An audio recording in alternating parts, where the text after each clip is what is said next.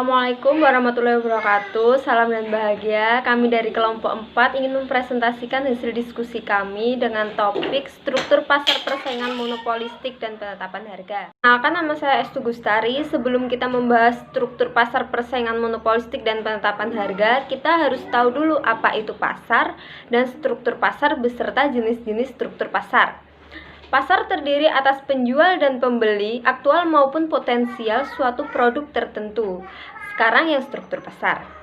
Struktur pasar yaitu mengacu pada lingkungan persaingan di mana pembeli dan penjual produk berinteraksi. Lalu, apa saja jenis-jenis struktur pasar? Yang pertama, persaingan sempurna. Yang kedua, monopoli. Yang ketiga, persaingan monopolistik. Dan yang keempat, oligopoli. Sekarang kita akan masuk ke pengertian dan ciri-ciri persaingan pasar monopolistik. Apa itu pasar persaingan monopolistik? Pasar persaingan monopolistik merupakan salah satu pasar yang dimana terdapat banyak produsen yang memproduksi atau menghasilkan barang serupa tetapi memiliki beberapa perbedaan dalam beberapa aspek. Pasar persaingan monopolistik ini merupakan campuran antara persaingan sempurna dan monopoli. Contoh persaingan monopolistik yaitu sabun mandi, sampo, sepatu, pakaian, dan lain-lainnya. Lalu, apa saja ciri-ciri pasar persaingan monopolistik? Ciri-ciri pasar persaingan monopolistik yaitu yang pertama, terdapat banyak produsen atau penjual. Pada pasar monopolistik terdapat banyak sekali produsen atau penjual di dalamnya. Setiap produsen mempunyai skala produksi yang sama pada produsen yang lainnya. Ciri-ciri yang kedua, terdapat diferensiasi produk. Pada pasar monopolistik terdapat banyak produk yang sama tetapi memiliki perbedaan, yaitu dalam bentuk pengemasannya, bentuknya, corak, maupun kualitasnya. Ciri yang ketiga, produsen dapat dengan mudah keluar masuk pasar. Di dalam pasar monopolistik, produsen bisa masuk dan keluar pasar dengan mudah sesuai kebutuhannya. Ciri yang keempat, produsen harus melakukan promosi. Salah satu yang sering dilakukan dalam pasar monopolistik yaitu membentuk persepsi konsumen pada produk yang akan dijual. Maksudnya, dengan cara berpromosi atau beriklan secara rutin pada produk yang akan dijual. Selanjutnya, saya Bayi Nur Hidayati akan membahas tentang kelebihan dan kekurangan pasar monopolistik. Nah, di sini yang pertama saya akan membahas tentang keuntungan dari pasar persaingan monopolistik, diantaranya itu sebagai berikut. Nah, yang pertama yaitu tingkat hambatan rendah. Nah, artinya produsen memiliki kebebasan dan kemudahan untuk keluar masuk pasar. Nah, rendahnya tingkat hambatan memungkinkan produsen baru untuk masuk dan turut meramaikan persaingan monopolistik. Nah, kemudahan keluar masuk pasar ini sekaligus memastikan bahwa tidak ada produsen tinggal yang mendominasikan bahwa memiliki kekuatan monopoli untuk mengeksploitasi konsumen. Karena produsen-produsen baru berkesepakatan untuk turut mengambil bagian dari pasar tersebut. Nah, adanya kemudahan dan kebebasan keluar masuk pasar menjadikan persaingan semakin ketat.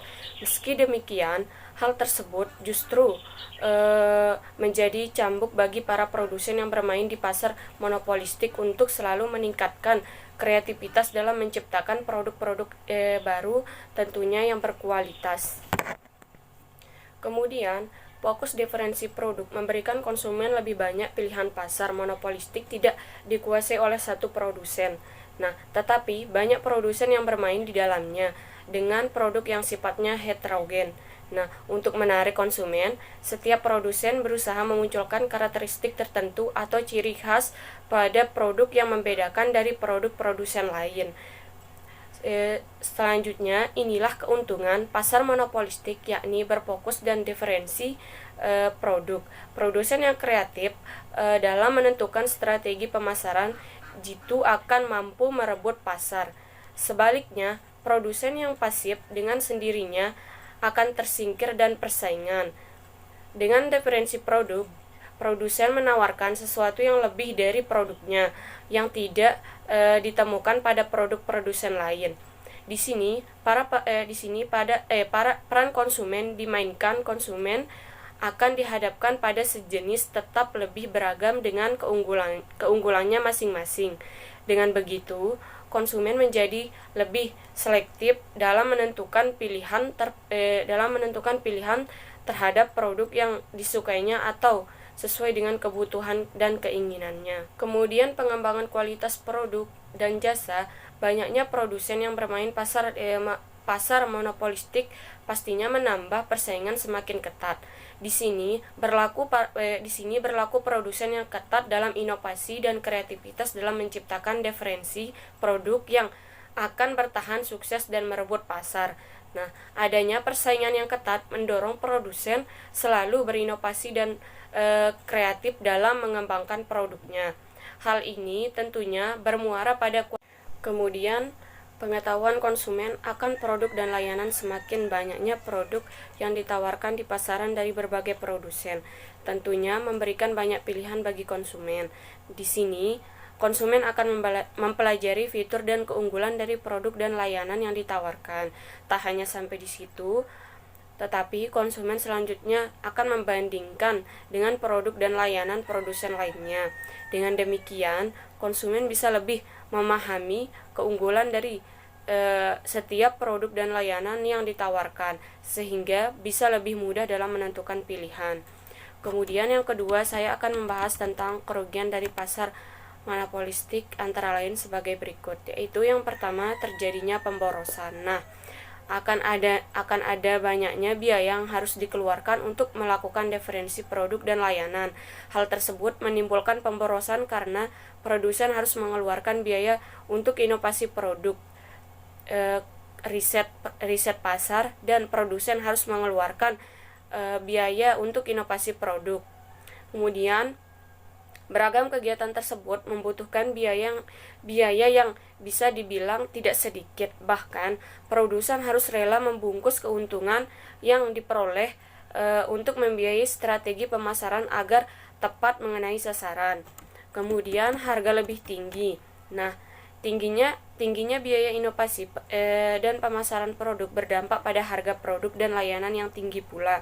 Nah, pengandalian harga pasar persaingan monopolistik ini cenderung lebih sedikit. Meski hal tersebut dilakukan pemerintah sekalipun. Mengapa? Karena hal ini disebabkan oleh banyaknya produsen yang bermain di pasar tersebut, yang masing-masing memiliki kekuatan finansial yang berbeda. Jika dipaksakan, maka produsen berisiko mengalami kerugian, bahkan berujung pada gulung tikar. Kemudian yang ketiga, yaitu iklan mendistorsi keinginan konsumen. Nah, iklan untuk mengenalkan produsen dan layanan ke konsumen sah-sah saja hukumnya. Namun peran iklan produk dan layanan di berbagai media berpotensi memanipulasi dan mendistorsi keinginan konsumen. Hal ini berpengaruh pada kedaulatan konsumen dapat menentukan pilihan terhadap produk dan layanan yang dibutuhkan dengan keinginannya. Selanjutnya, saya Neneng Hardianti akan menjelaskan faktor penyebab terbentuknya pasar monopolistik dan fungsi iklan pasar monopolistik. Ada 8 faktor penyebab terbentuknya pasar monopolistik. Yang pertama, dapat menentukan harga sesuai dengan keinginan dan kemampuan pasar. Yang kedua, dapat mempengaruhi atau mengikuti keinginan pasar dengan melakukan promosi iklan.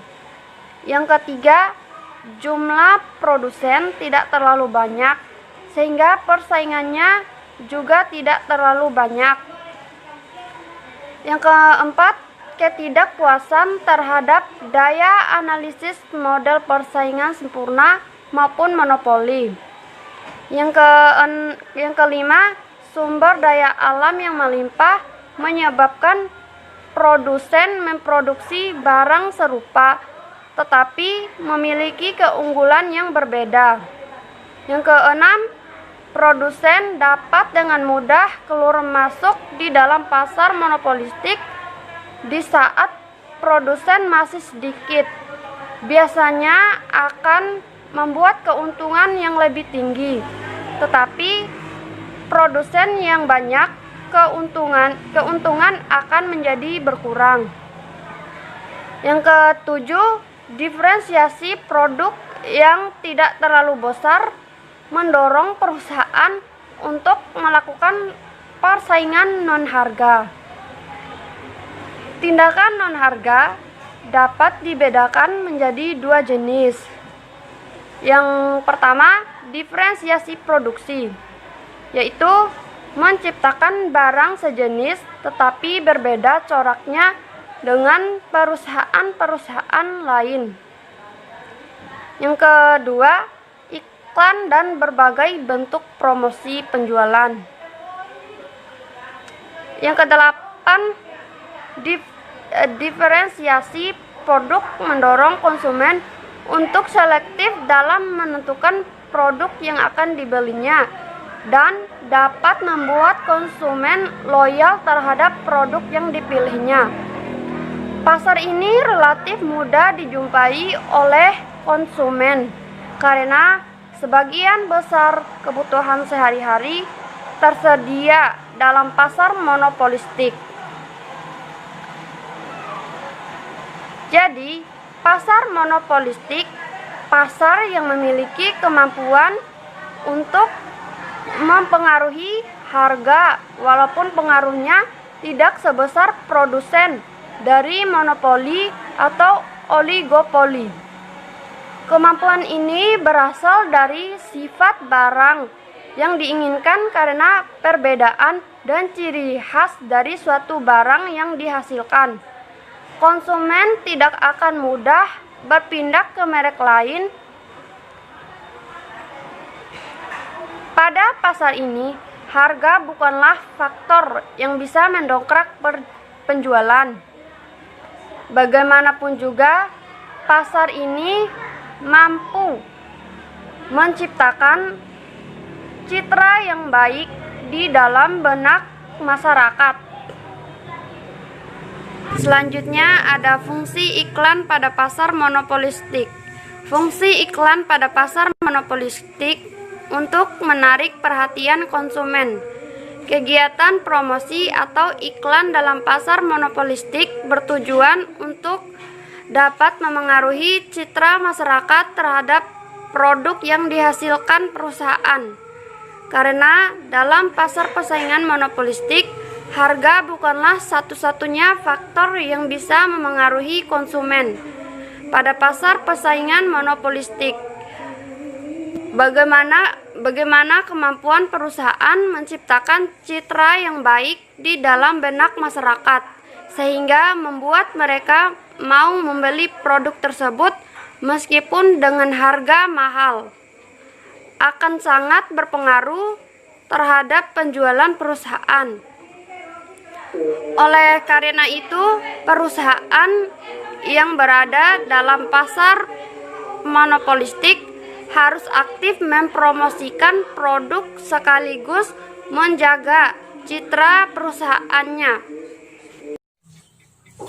Baiklah, di sini saya akan melanjutkan presentasi dari teman saya. Sebelumnya, perkenalkan, nama saya Jimmy Merianto dengan NIM 2017008087.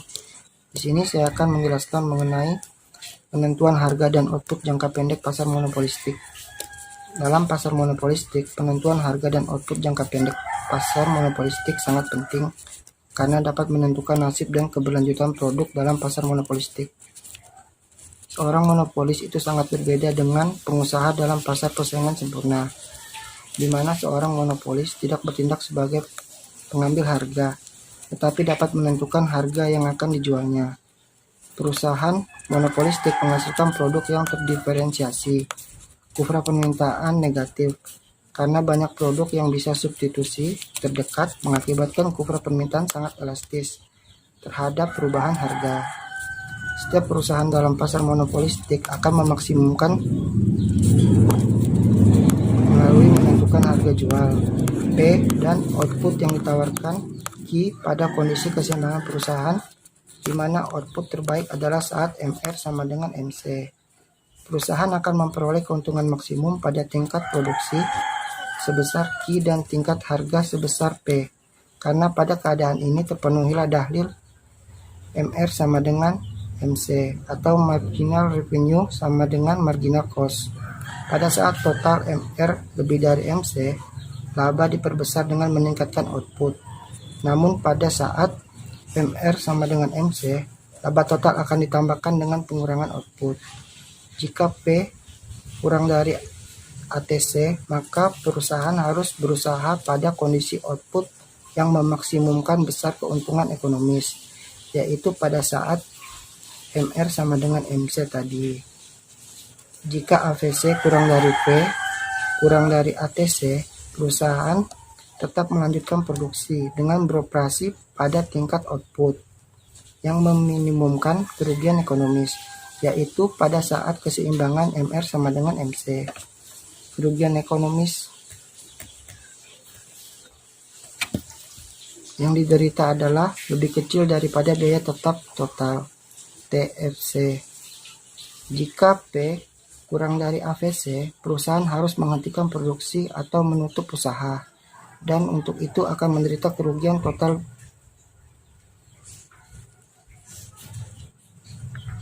Sekian presentasi dari saya.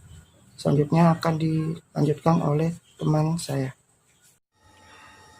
Baik, perkenalkan, nama saya Lili Meliana, NIM 2019 008181. Jadi dalam topik kali ini saya ingin membahas tentang kurva keseimbangan jangka pendek dan jangka panjang pada pasar monopolistik. Jadi nanti teman-teman jangan kaget jika pada video saya tidak memunculkan muka, tetapi hanya suara saja. Soalnya saya menjelaskan dalam bentuk gambar. Mari simak video berikut ini. Baik, yang pertama saya ingin menjelaskan kurva keseimbangan jangka pendek pada persaingan monopolistik. Teman-teman bisa dilihat kurvanya. Saya ingin menjelaskan bahwa pada kurva itu persaingan monopolistik hampir sama dengan pasar persaingan monopoli. Hanya saja yang membedakan kalau monopolistik itu lebih elastis. Dalam kurva tersebut dijelaskan bahwa harga turun akan meningkatkan permintaan, sedangkan jika harga naik akan mengurangi permintaan. Nah, di sini ada yang namanya MR. MR itu marginal revenue. Di sini ada MC, marginal cost, dan di sini ada ATC, average total cost. Maka dalam penjelasan kurva ini adalah perusahaan berproduksi di kisaran A, F, sini, B, C untuk jangka pendeknya. Nah, untuk titik E di sini ini yang berpotongan antara MC dan MR. Nah, itu tuh posisi yang paling baik ketika MR sama dengan MC. Lalu titik ATC berpotongan dengan MC, itu berarti bahwa dalam titik biaya terendahnya ATC, terendah ada di titik MC. Baik, selanjutnya persaingan monopolistik pada keseimbangan jangka panjang. Sebenarnya tuh sama sih seperti pasar-pasar sebelumnya. Di pasar monopolistik ini, dalam jangka panjang semua itu masuk dalam biaya variabel. Titik impas dan berproduksi pada bagian kurva LAC yang memiliki kemiringan negatif. Nanti kita akan lihat di kurva. Oke? Nah, yang pertama ini dijelaskan jika perusahaan berada di dalam pasar persaingan monopolistik memperoleh laba dalam jangka pendek, akan lebih banyak perusahaan yang akan masuk ke dalam pasar dalam jangka panjangnya. Nah, sehingga titik keseimbangan pindah ke titik terendah LAC. Nah, kenapa ada pernyataan seperti ini? Apabila ada perusahaan yang ada dalam pasar monopolistik ini dalam jangka waktu pendek mendapatkan laba, maka akan ada banyak perusahaan baru yang masuk dalam pasar ke dalam jangka panjang. Nah, itu tuh karena apa? Karena mereka melitik bahwa akan ada keuntungan di sana, sehingga untuk yang sudah eksis di dalam harus mampu mempertahankan karakteristiknya. Karena kalau tidak, maka akan tergantikan secara terus-menerus. Nah, sekarang kita akan melihat kurva jangka panjangnya. Untuk yang masing-masing ini LMC, LAC, nah itu tuh semua rata-rata terdiri dari shortnya. Misalkan ini short marginal cost, ini SMC ini, maka jika dia berada dalam jangka waktu yang lama, akan menjadi long run marginal cost, akan menjadi LMC. Mengapa hanya ada LAC bukan LATC? Karena dalam jangka panjang hanya ada biaya variabel atau yang disebut dengan long run average cost. Maka selalu pada saat kapan perusahaan itu harus berproduksi. Nah, yaitu saat LMC berpotongan dengan LAC. Kira-kira begitu ya, teman-teman. Oke, selanjutnya di sini ada E aksen 2, ada A aksen, terus E aksen, terus D aksen di sini. Nah, maka perusahaan itu idealnya dalam jangka panjang harus melakukan efisiensi sehingga berada pada penjualan yang ada di titik E aksen yang ada di sini.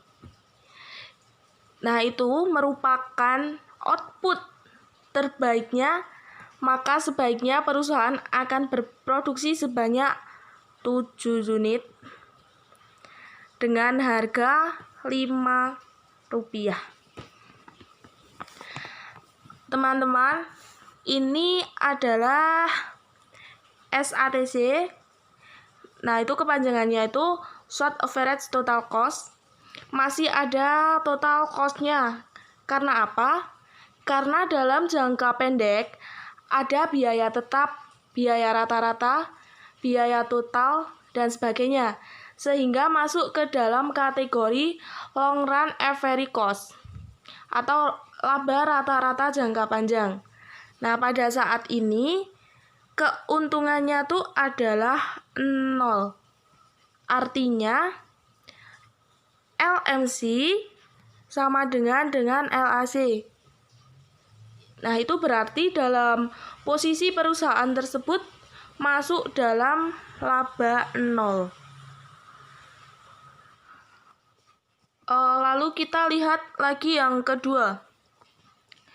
LAC bintang ini berarti biaya termasuk pengeluaran penjualan seperti biaya distribusi, periklanan, dan sebagainya. Lalu di LAC ini adalah biaya tanpa pengeluaran penjualan. Nah, seandainya perusahaan itu menjual dalam kondisi yang normal, tanpa adanya biaya-biaya tambahan tadi, maka titik perpotongannya tuh ada di sini. Ibaratnya dia bisa menjual 9 unit dengan harga sekitar ya di sini tuh 6 ya. Rp6.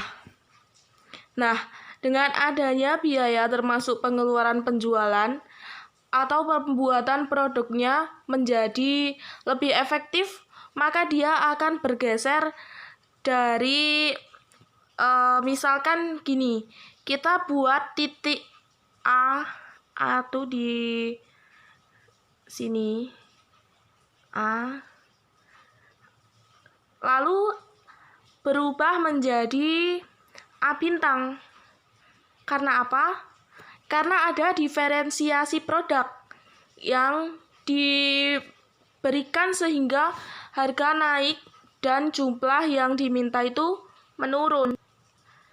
Boleh saja, selama tambahan biaya tidak mengakibatkan kerugian bagi perusahaan, karena nantinya akan berkaitan dengan MR dan MC-nya.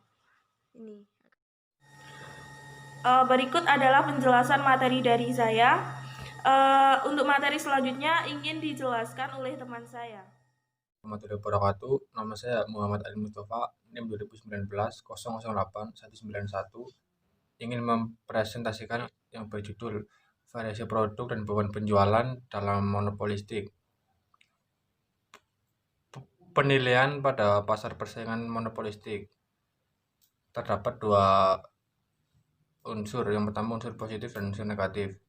Dari unsur positif terdapat 2 poin. Poin yang pertama, perusahaan terdorong untuk selalu melakukan inovasi terhadap produk-produk yang baru sehingga menguntungkan perusahaan, sehingga mutu perusahaan akan menjadi lebih baik. Yang kedua, pelayanan terhadap masyarakat akan semakin baik untuk meningkatkan image perusahaan di mata masyarakat. Dari aspek yang negatif, 1. Biaya promosi mahal sehingga perusahaan harus merogoh kocek yang lebih dalam. Yang kedua, harga pada pasar persaingan monopolistik berada di tingkat yang lebih tinggi. Variasi produk dan beban penjualan dalam monopolistik. Yang pertama, dalam pasar persaingan monopolistik, perusahaan dapat meningkatkan inovasi produk dan beban penjualan, atau biasa disebut iklan, untuk meningkatkan permintaan. Yang kedua, variasi produk merupakan perubahan dalam beberapa ciri produk yang dilakukan oleh perusahaan penjualan. Dalam beberapa ciri produk yang dilakukan oleh perusahaan untuk mengiklankan produknya lebih menarik bagi konsumen. Yang ketiga, beban penjualan merupakan semua beban yang dikeluarkan oleh perusahaan untuk mengiklankan produk, meningkatkan armada penjualannya, memperbaiki layanan, dan lain-lain. Yang keempat, perusahaan dapat mengeluarkan lebih banyak uang untuk variasi produk dan usaha penjualan selama MR yang diperoleh akibat kegiatan ini melebihi MC, hingga akhirnya MR sama dengan MC. Demikian presentasi yang saya sampaikan. Assalamualaikum warahmatullahi wabarakatuh.